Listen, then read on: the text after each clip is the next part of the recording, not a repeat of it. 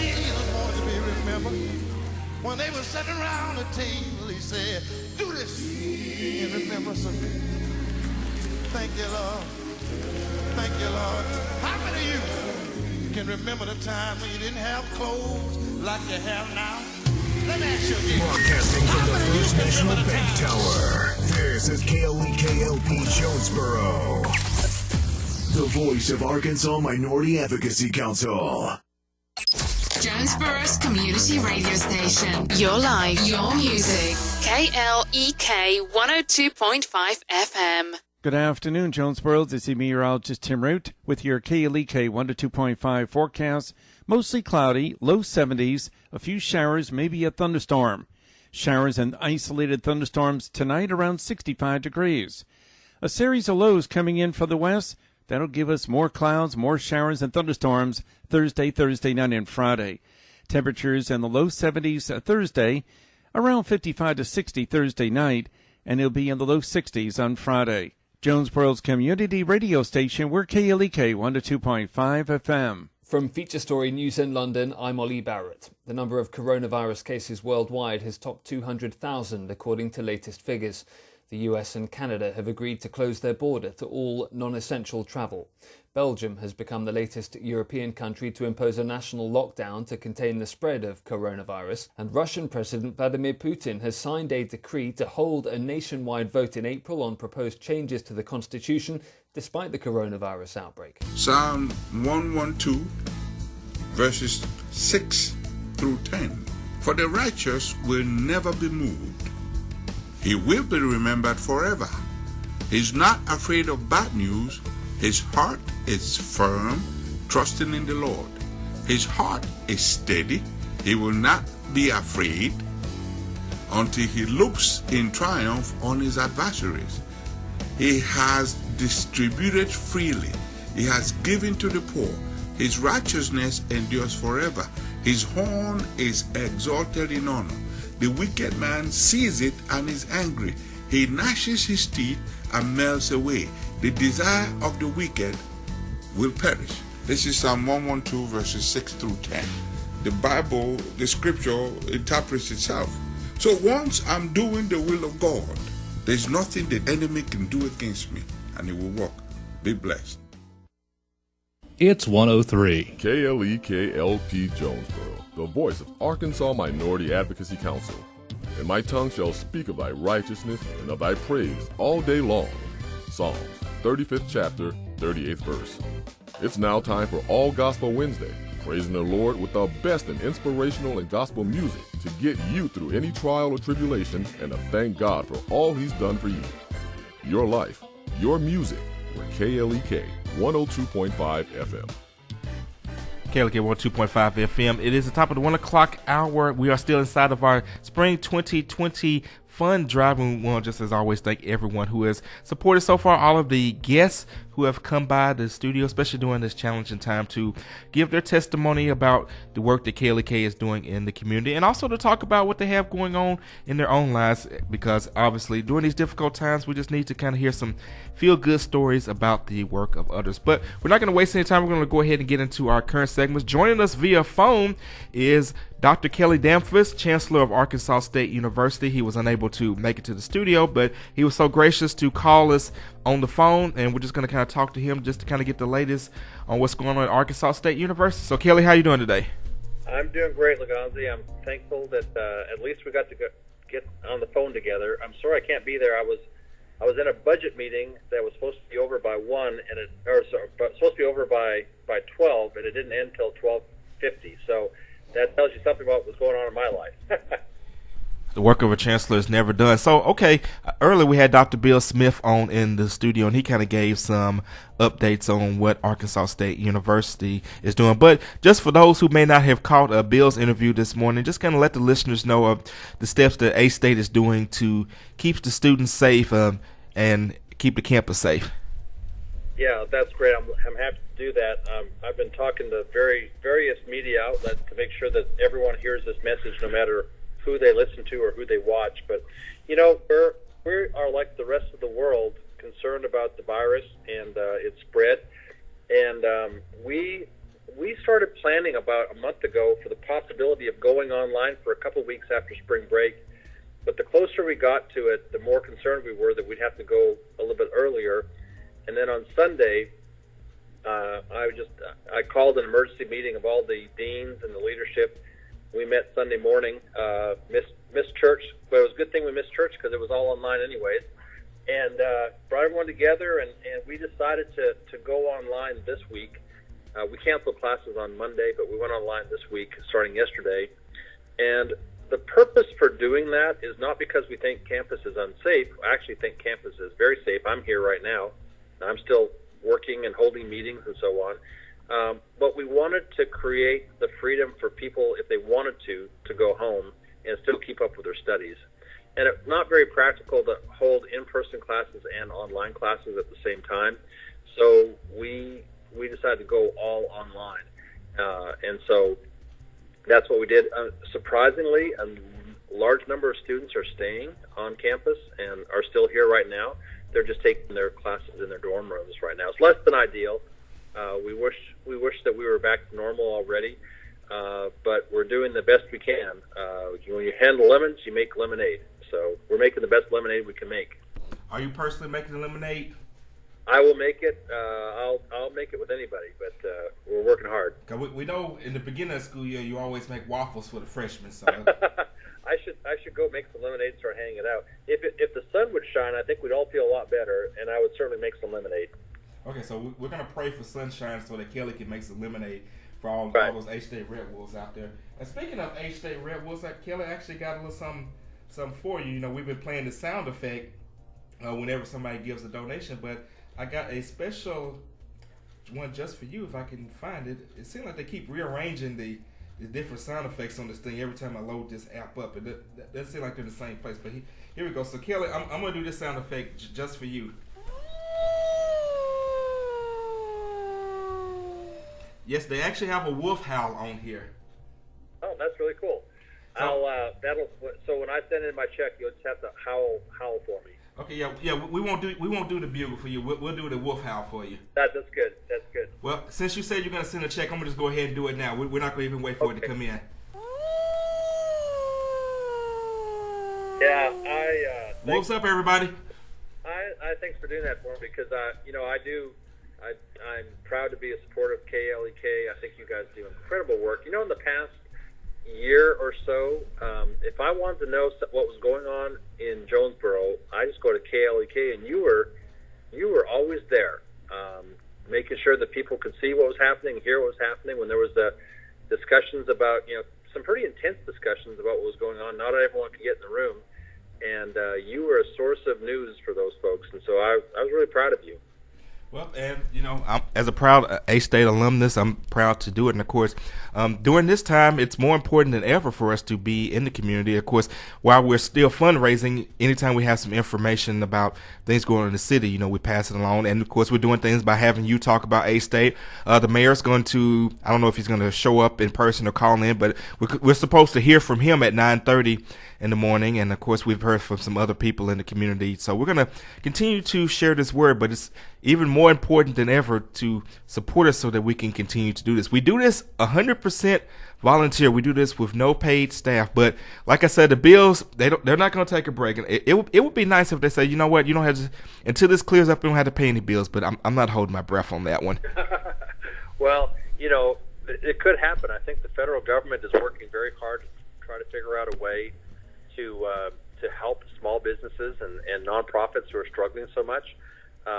Because when there's uncertainty like this, the ability to raise money is very difficult. And we have a strong fundraising operation as well, both in athletics and in academics.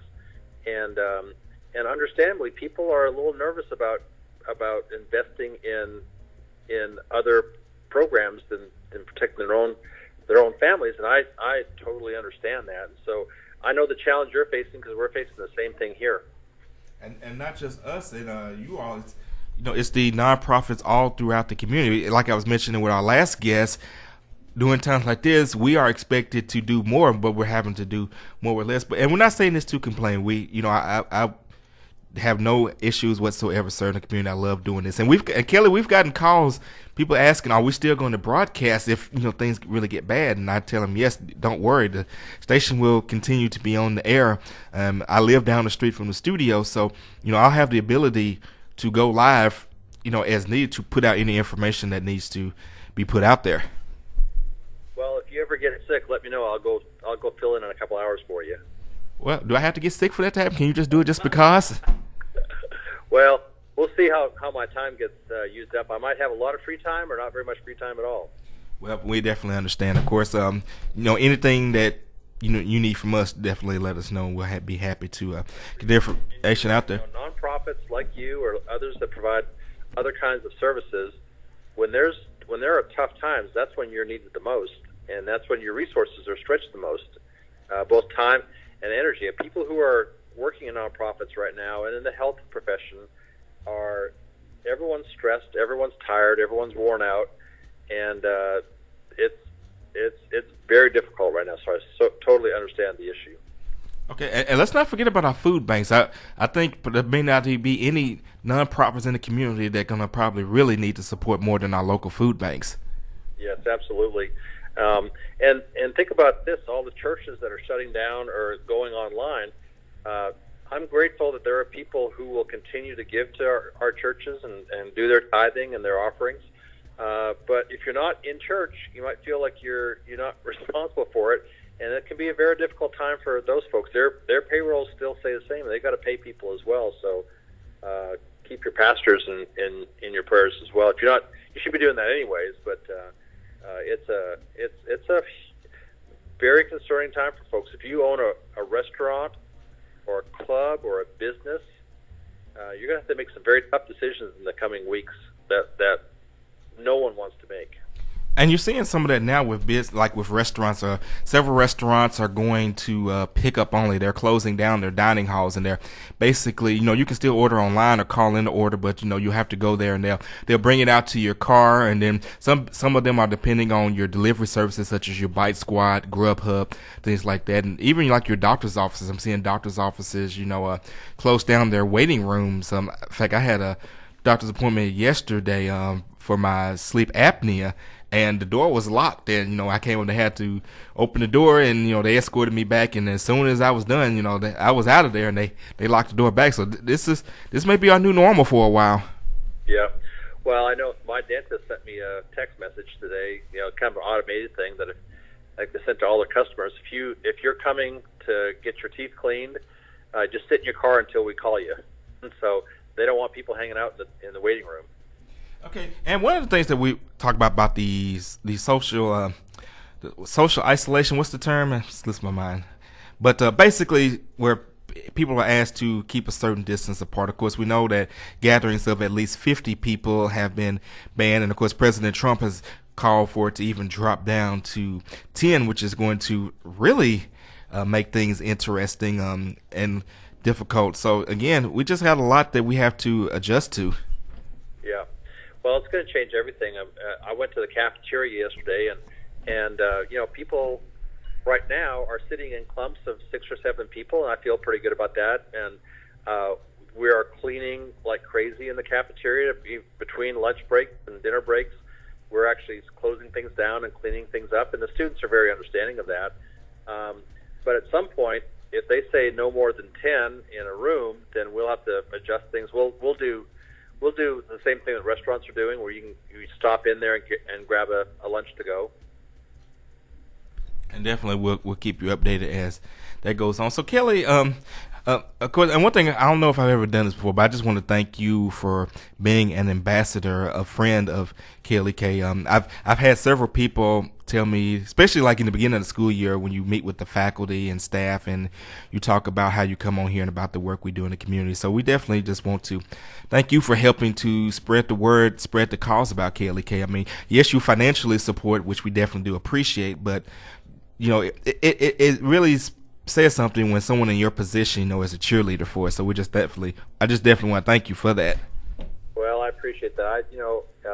I know a good thing when I see it, and so I just think you guys are doing great stuff. And you're also one of our alumni, so I also love promoting our alumni and showing off what our former students are doing out there, and I know that you perform an really important community service, and it's not just for one community or another; it's for the entire community.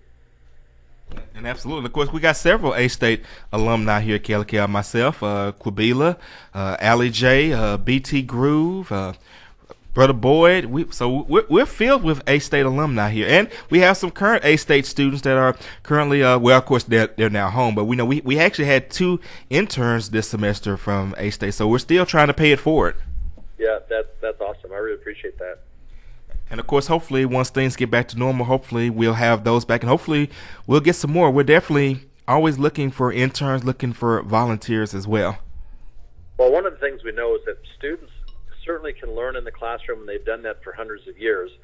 But increasingly, we're trying to create learning opportunities for them that are out in the workforce that we think give them a step up over other students. And so internships and practicums, those kinds of opportunities are really important for our students.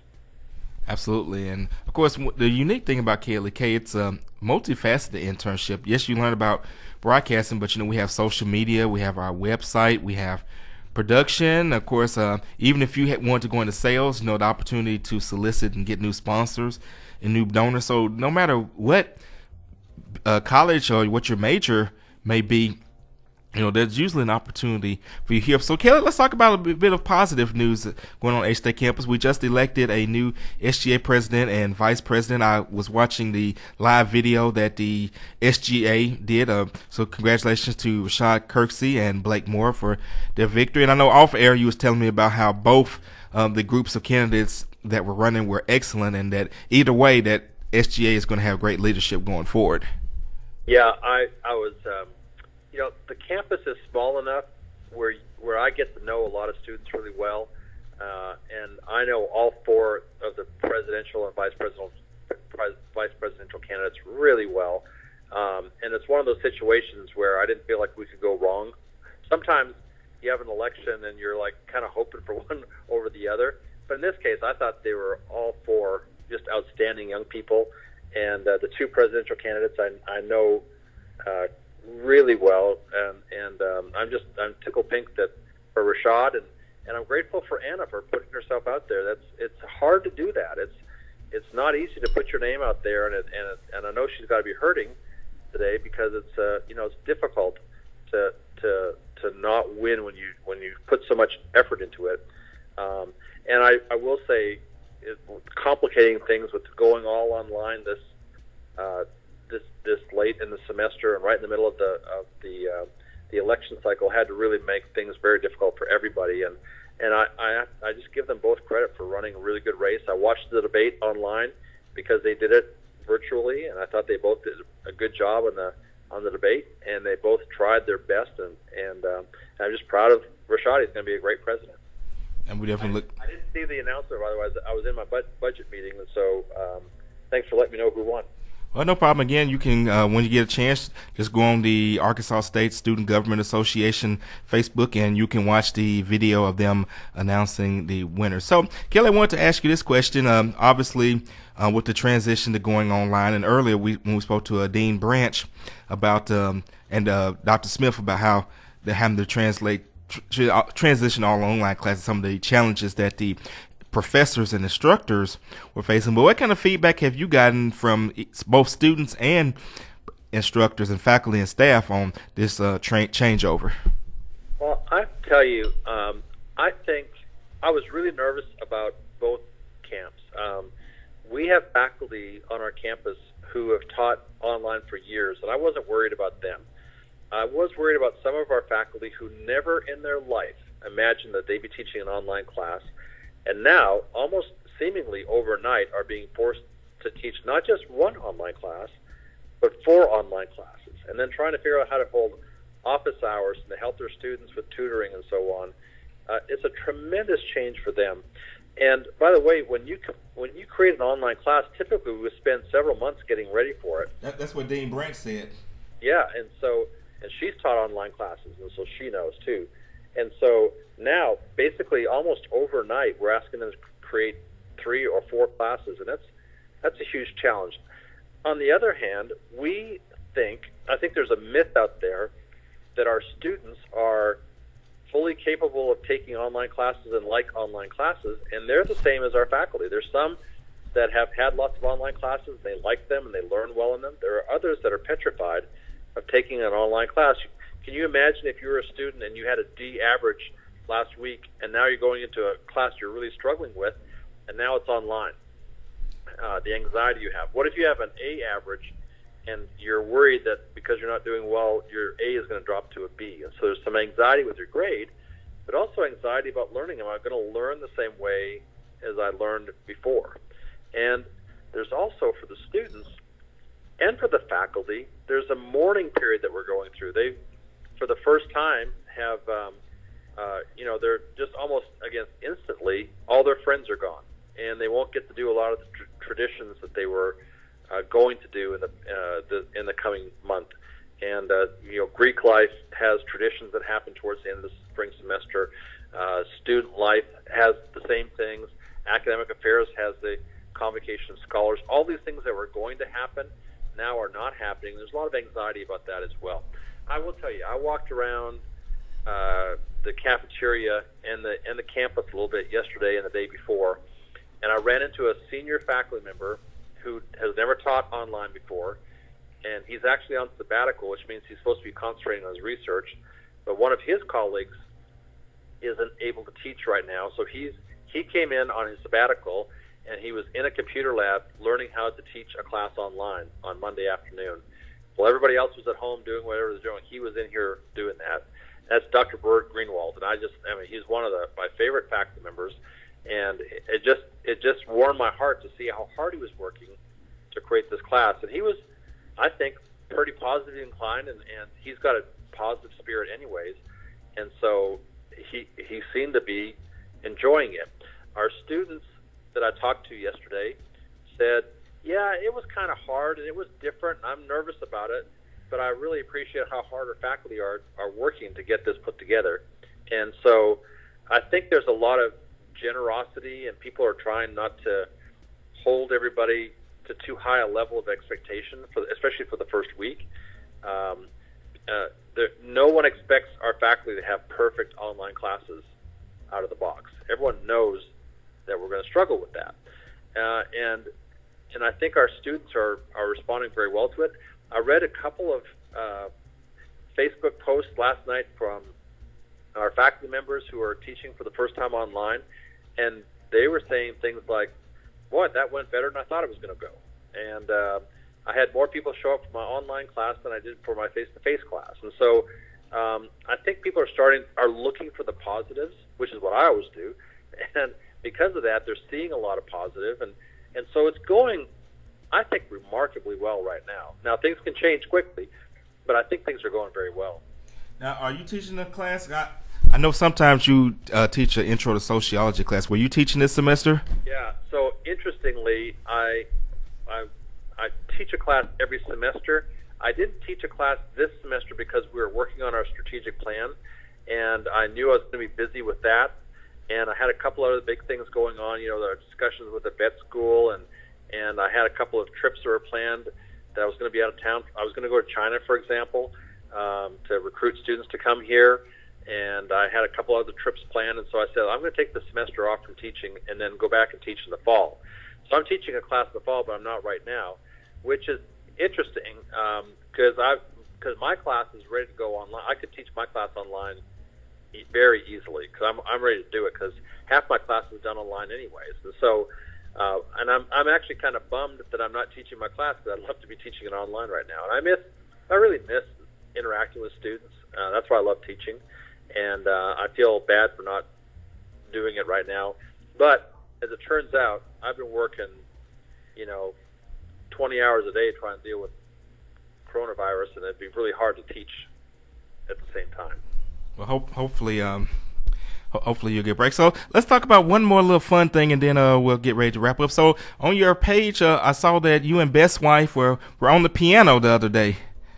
Yeah, so interesting. Our faculty are trying to think of unique ways to teach their classes, and the music faculty have asked their students to record themselves practicing, and they got this hashtag called hashtag Pact Practice. And so Beth is a gifted musician, and so she said, I'm going to do Pact Practice too. It'll give me a good excuse to go practice. And she plays several instruments, so every day she does a Pact Practice video, just a minute or two, and we record them and put them up there, and it's gotten a lot of I think people are enjoying seeing that part of her, and so it's been a lot of fun to do. All right, so Kelly, as we get ready to wrap up this segment, we want to once again thank you so much for calling in. So, you got anybody that you would like to challenge? I know yesterday Dr. Gibson challenged all of the vice chancellors, all of your executive cabinet, and he said, "Well, I'm not going to challenge the boss." I said, "Well, I don't think you need to challenge him. He already donates of his own free will. But anyone that you want to challenge to support us and also to make the case." I'll pester all our vice chancellors and get them to consider giving.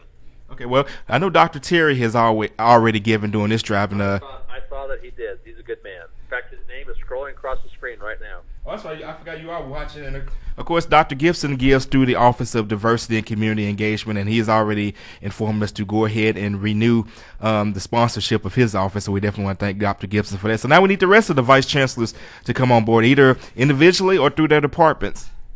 I will make sure they know about the opportunity. All right. So, Kelly, any final words, anything else that you want to get out there that we may not have covered?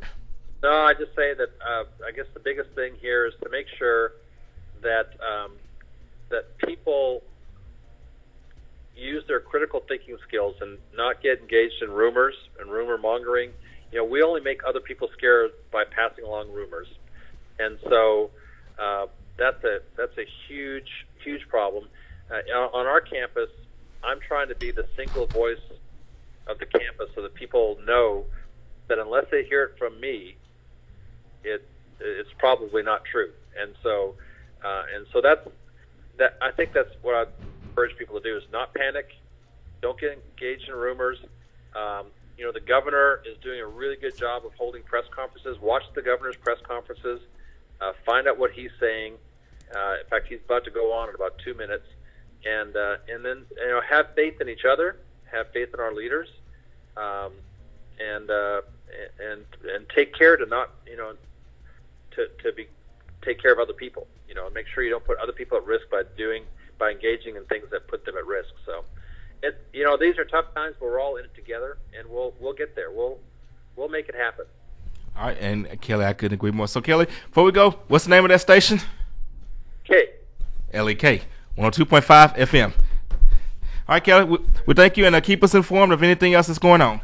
I sure will. Take care. Take care. Bye-bye.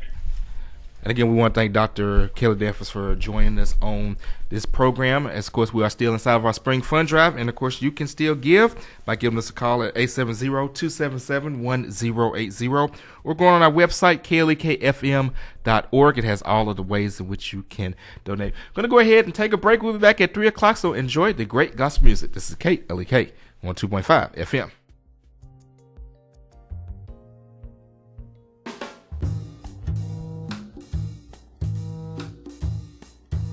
When the praises go up, the blessings come down.